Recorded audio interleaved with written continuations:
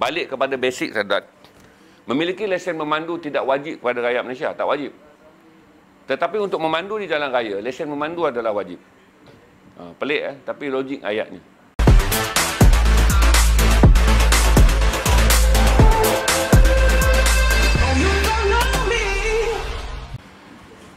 Tuan-tuan dan puan-puan yang dihormati, hari ini kita akan bercakap tentang isu mengenai nasib mereka yang tidak divaksin. Ini adalah isu yang kembali menjadi perdebatan hari ini.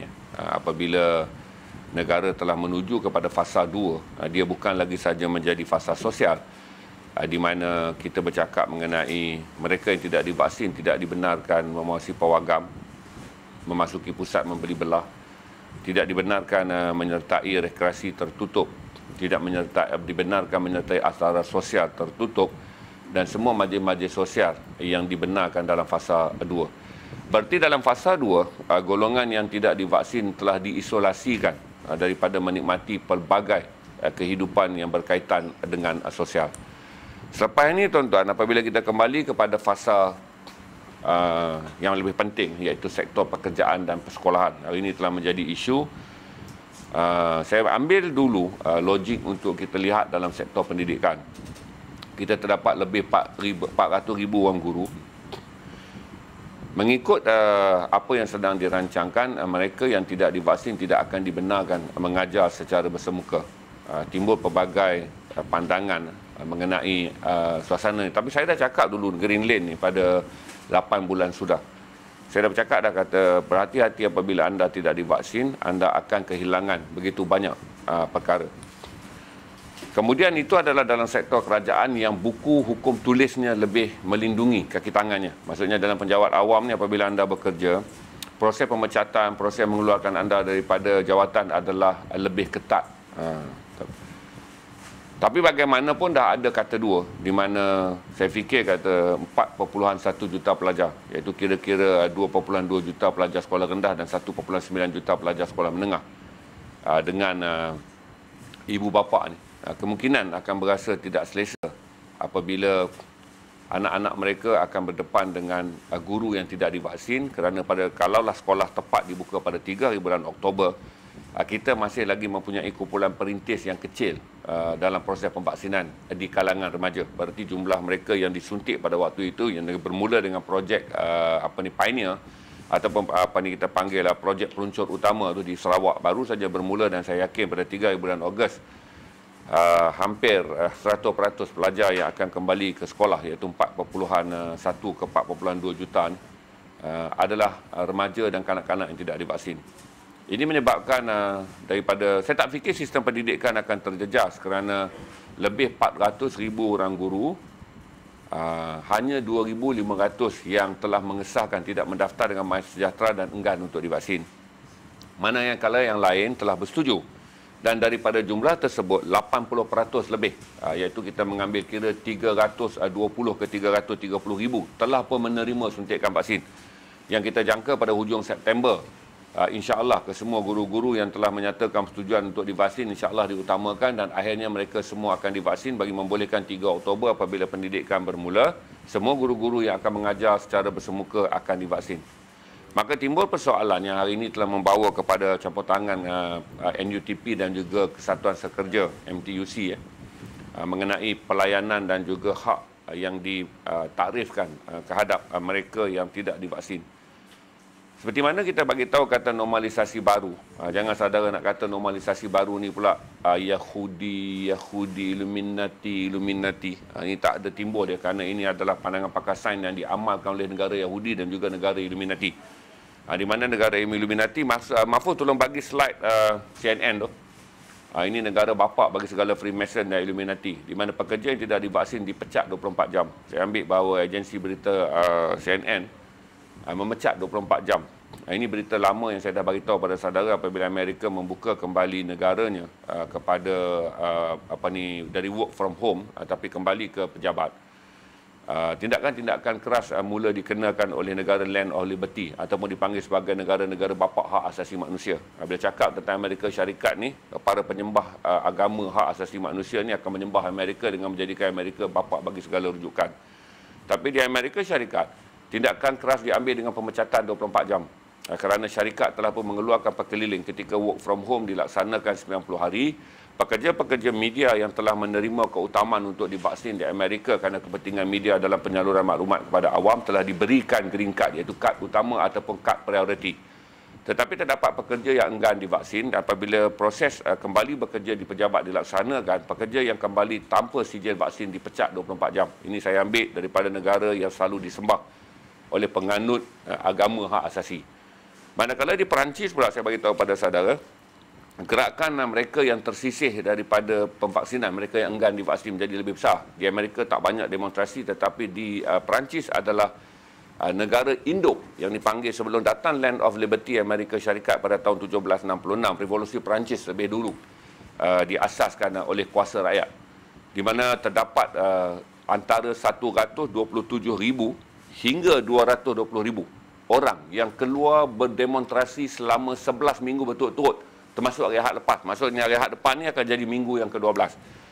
Dengan membabitkan antara 22 hingga 26 bandar. Ini jumlah orang yang keluar. Jadi besar.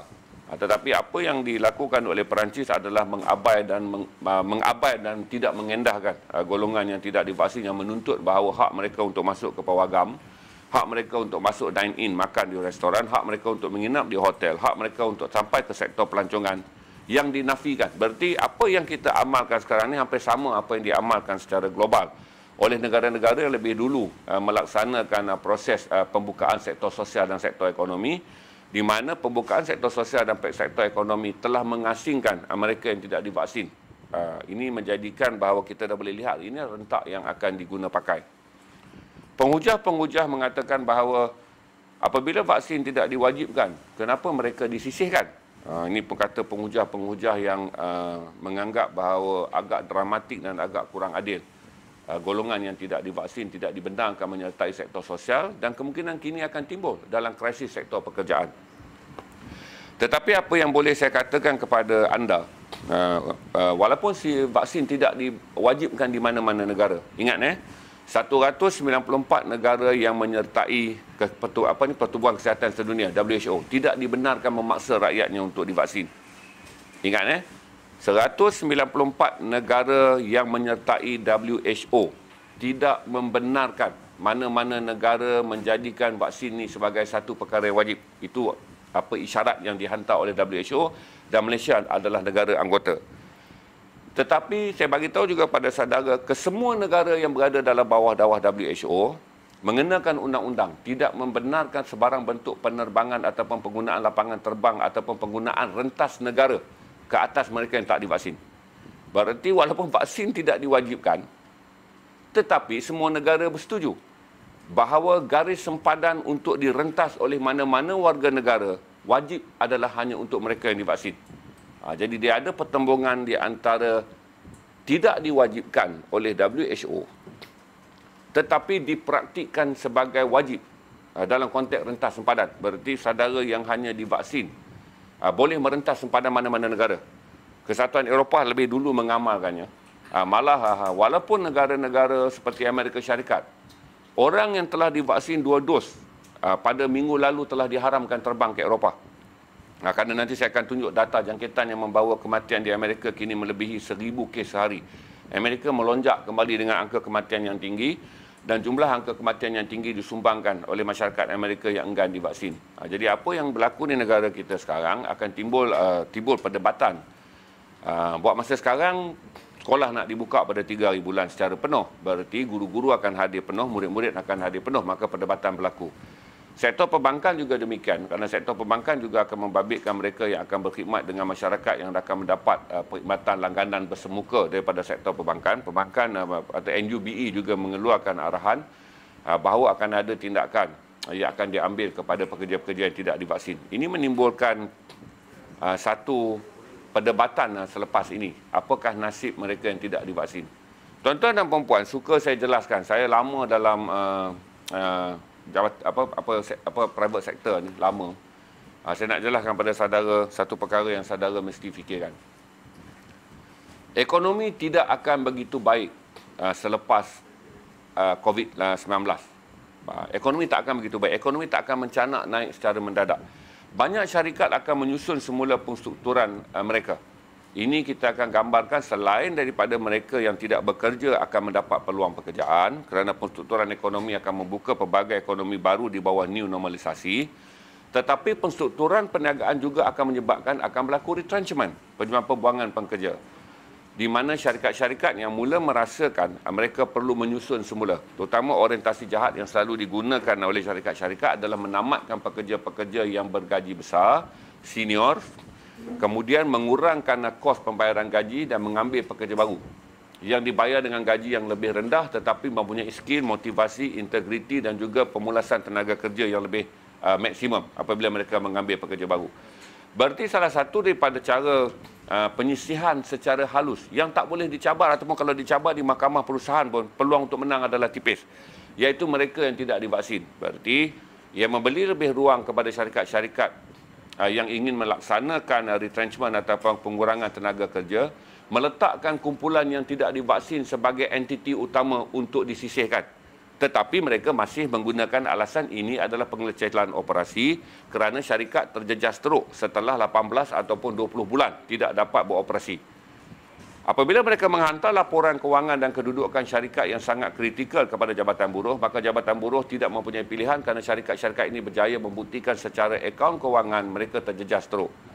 Kalaulah dulu, tuan-tuan, kumpulan utama yang akan disisihkan, kerana saya berada banyak kali dalam pengendalian HR, kerana saya bekerja di 6 syarikat. Saya ada 3 syarikat saya bekerja, saya terlibat dalam pengendalian HR, iaitu bagaimana kita memilih struktur untuk mengecilkan operasi syarikat, resizing kita panggil, dan siapa yang akan dikeluarkan daripada syarikat. Kebiasaannya, kumpulan yang kita akan pilih dulu adalah mereka yang bergaji besar, berusia dan tidak produktif. Mereka disenaraikan dulu. Yang kedua, kumpulan pengurusan pertengahan yang kita anggap pengurusan tertinggi boleh terus saja berurusan dengan kumpulan eksekutif kerana teknologi pentadbiran berdasarkan komunikasi moden membolehkan kumpulan yang berada dalam pengurusan pertengahan tidak berada sebagai key player dalam syarikat. Kebiasaan bagi syarikat-syarikat yang besar, golongan ini mencapai gaji antara 7 hingga 12 ribu. Mereka disisihkan dan terus saja kumpulan pengurusan atasan ni yang biasanya mencapai gaji antara 12 hingga 18 ribu, berurusan terus saja dengan senior eksekutif yang bergaji 3 hingga 5,500. Jadi ini membolehkan golongan ini menjadi strata utama. Tetapi apabila wujudnya new normalisasi, dia akan memberi lebih ruang bahawa opsional yang akan dapat kepada syarikat adalah mengeluarkan mereka yang tidak divaksin. Kerana satu, bagi syarikat-syarikat yang besar akan mengatakan bahawa mereka akan memiliki pekerja yang tidak produktif dari segi komunikasi sosial. Kerana untuk menyertai workshop, untuk hadir dalam mesyuarat, untuk berada di mana-mana tempat bagi mewakili kepentingan syarikat, golongan ini tidak dibenarkan berada dan hadir kerana mereka tidak menerima 2 dos vaksin. Manakala apabila mesyuarat tidak dilaksanakan, adalah mustahil sistem video perlu disediakan dalam bilik mesyuarat untuk mereka yang telah divaksin. Manakala orang yang tidak divaksin akan mengambil telekonferensi melalui sistem video, dia meningkatkan kos syarikat dan dia menyebabkan mereka yang tidak divaksin akan menerima pelayanan istimewa yang menelankan kos biaya yang tinggi. Ini membuatkan kebanyakan syarikat-syarikat swasta yang saya dah faham dah mentaliti dia, tuan-tuan. Saya berada di sana lama. Syarikat-syarikat swasta akan mengambil langkah mudah dengan mencari ruang bagi menggunakan beberapa alasan yang kemungkinan bukan alasan vaksin, tetapi akan berlaku penyingkiran ke atas mereka yang tidak divaksin apabila berlaku besar-besaran langkah penyusunan semula syarikat apabila ekonomi dibuka. Saya fikir pada fasa suku pertama 2022, iaitu bulan Januari hingga bulan Mac, banyak syarikat-syarikat besar akan mula sibuk dengan penstrukturan. Apabila ekonomi dibuka, syarikat mula melihat kembali kewangan. Syarikat-syarikat yang diburu oleh bank kerana hutang, syarikat-syarikat yang mula memburu bank untuk membuat pinjaman baru.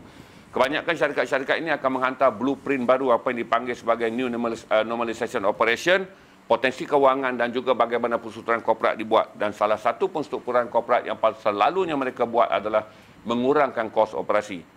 Jadi ini, tuan-tuan, timbul masalah kepada kita kerana kita golongan majoriti yang divaksin. Kerana saya yakin komitmen yang telah diberikan oleh rakyat Malaysia kini mencapai 85% bagi mereka yang telah memberi 1 dos. Berarti orang yang telah suntik 1 dos, kita anggap dia dah komited. Walaupun negara belum lagi mencapai 70% mereka yang telah menerima 2 dos vaksin. Tapi kita ukur 85%. Dengan jumlah suntikan 320,000 sehari, saya yakin bahawa pada penghujung bulan November kita boleh mencapai 90% rakyat Malaysia yang telah komited dengan 1 dos dan kita boleh mencapai 75% rakyat Malaysia yang komited dengan 2 dos. Tapi apabila tamat saja hujung Oktober, di mana Oktober 2021 ni, di mana kita anggap kata fasa pemvaksinan bagi dos yang dirancang kepada golongan 18 tahun ke atas, saya yakin Malaysia akan mencapai 95% rakyat Malaysia yang komited untuk menerima vaksin. Ini menjadikan kita yang mempunyai 95% pemvaksinan akan terpaksa memikirkan bagaimana kita berada di kalangan mereka yang berada 5% yang tidak divaksin.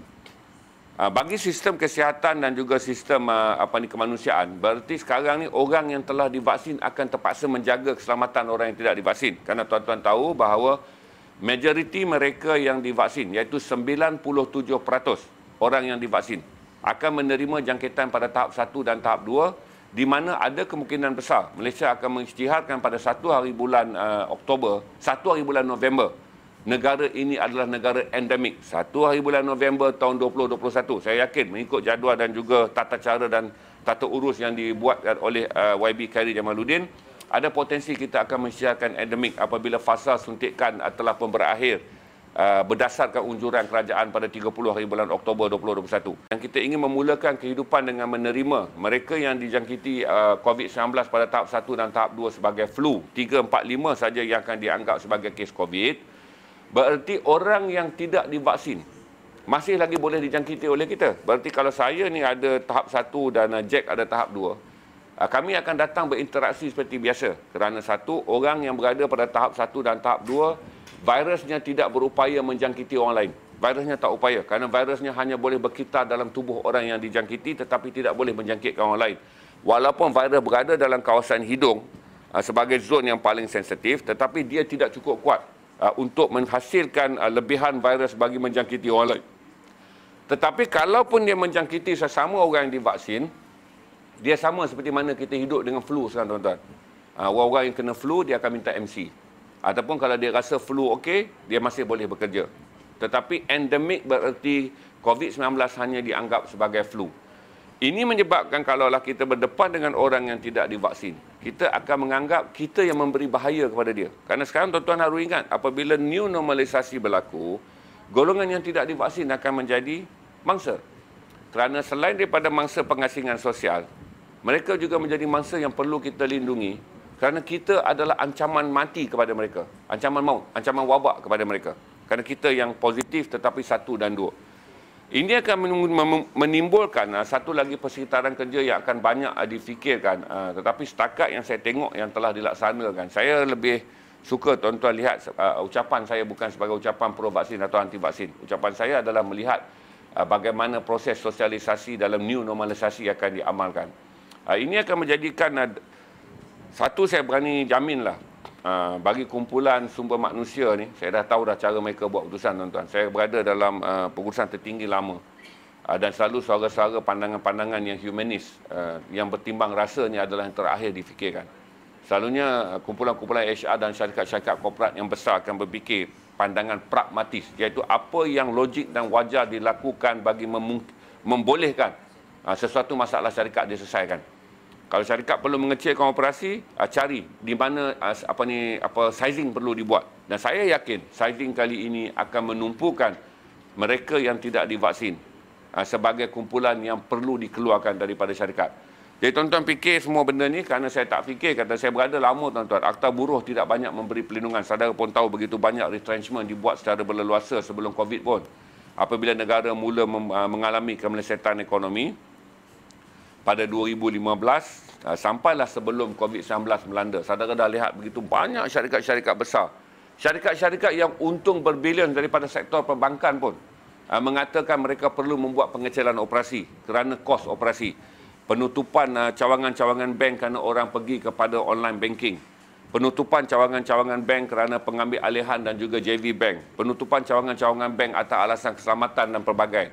Dan ini menyebabkan apabila online digital, perbankan digital ataupun online mengambil alih, ramai pekerja-pekerja manual yang selama ini memberi perkhidmatan direct akan dikurangkan. Dan saya percaya bahawa ini juga akan menjadi trend kepada sektor swasta, Dan sektor swasta akan menjadikan, perkataan saya haluslah, memangsakan mereka yang tidak divaksin untuk dikeluarkan daripada senarai, untuk dijadikan letak utama. Selain saya kata tadi, bergaji besar, berusia tetapi tidak produktif.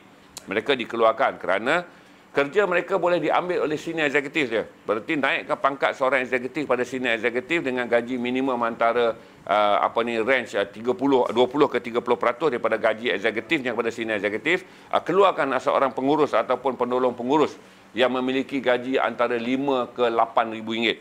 Jadi dengan 5 ke 8 ribu ringgit seorang pekerja itu telah dibuang. Kenaikan bagi mereka yang bergaji 3 ke 5 ribu ringgit untuk memegang jawatan senior eksekutif hanya menelan biaya antara 300 ke 500. Begini jimat yang sangat besar kerana penjimatan ke atas seorang pembuangan, seorang pekerja yang dibuang akan menjimatkan 90%. Kos apabila 10% diagihkan kepada mereka yang dinaikkan pangkat daripada eksekutif ke senior eksekutif dan memikul tanggungjawab pengurusan kelas pertengahan dengan jawatan sebagai senior eksekutif. Dan inilah kemudian yang akan menjadikan sasaran kepada kelompok yang tidak divaksin untuk menjadi mangsa kepada apa yang dipanggil sebagai new normalisasi apabila berlaku perstrukturan korporat atas rancangan memulakan kembali ekonomi baru setelah COVID-19 berakhir. Saya rasa faham dah kot semua. Saya cakap pada saudara. Begitu saya beritahu pada saudara lah. Balik kepada basic saudara. Memiliki lesen memandu tidak wajib kepada rakyat Malaysia. Tak wajib. Tetapi untuk memandu di jalan raya, lesen memandu adalah wajib. Pelik tapi logik ayatnya. Memiliki lesen memandu tidak wajib kepada mana-mana rakyat Malaysia. Tetapi untuk memandu di jalan raya, lesen memandu adalah wajib. Seorang yang tidak memiliki lesen memandu boleh membuktikan di mahkamah dia telah memandu lebih daripada 30 tahun tanpa lesen memandu, tanpa satu pun saman, tanpa satu pun kemalangan. Tetapi dia tetap didapati bersalah apabila dia berlaku kemalangan. Walaupun dia ada rekod 30 tahun memandu, disiplin, gini semua okey, tetapi dia akan didapati bersalah sekiranya ditahan ataupun didakwa atas satu kesalahan. Seorang yang memiliki lesen memandu walaupun sehari. Sebab kita kan lulus lesen memandu ni tak ada grade A, grade B. Dia lesen lulus je. Maka dia bawa. Kemalangan maut menjadikan dia lindungi di insurans. Sekiranya kemalangan maut itu berlaku tanpa mengaitkan dia memandu secara cuai dan menyebabkan kematian, berarti kemalangan maut itu biasa berlaku kerana insiden factor of time atau factor of situation. Berarti dia boleh menerima hubungan minimum kerana ia diterima sebagai kemalangan, kecuali dia dicas di bawah memandu dengan cuai menyebabkan kematian. Inilah kita nak tengok logik yang telah lama kita amalkan, di mana kita kata peraturan sentiasa mendahului dan memberi merit. Walaupun undang-undang ini bukanlah undang-undang wajib, tapi saya masih lagi cuba mengingatkan tuan-tuan yang mempunyai keluarga atau diri tuan-tuan sendiri yang tidak divaksin, bersedialah, kerana saya fikir kata secara halus, saya beritahu saudara tuan-tuan, kekejaman bukanlah pembantaian di jalanan. Kekejaman bukanlah kisah seorang isteri memukul suami atau suami pukul isteri. Kekejaman bukanlah kisah mengenai sekumpulan gangster yang datang pantai dan juga memukul seorang yang tidak berdaya untuk melawan kumpulan gangster. Kekejaman mempunyai tafsiran yang sangat licik dan halus dalam era moden. Kekejaman yang paling besar adalah selalu yang diamalkan oleh golongan pemodal untuk menyingkir golongan pekerja. Berarti vaksin akan menjadi lagi satu kekejaman halus yang memberikan lebih ruang kepada golongan saya sebutlah HR kapitalis ni untuk mengambil langkah-langkah penyisihan, dan kemudian langkah-langkah penyisihan ini pula akan diabaikan oleh banyak pihak kerana mereka menganggap bahawa golongan yang tidak divaksin perlu menerima padah dan hukuman apabila new normalisasi.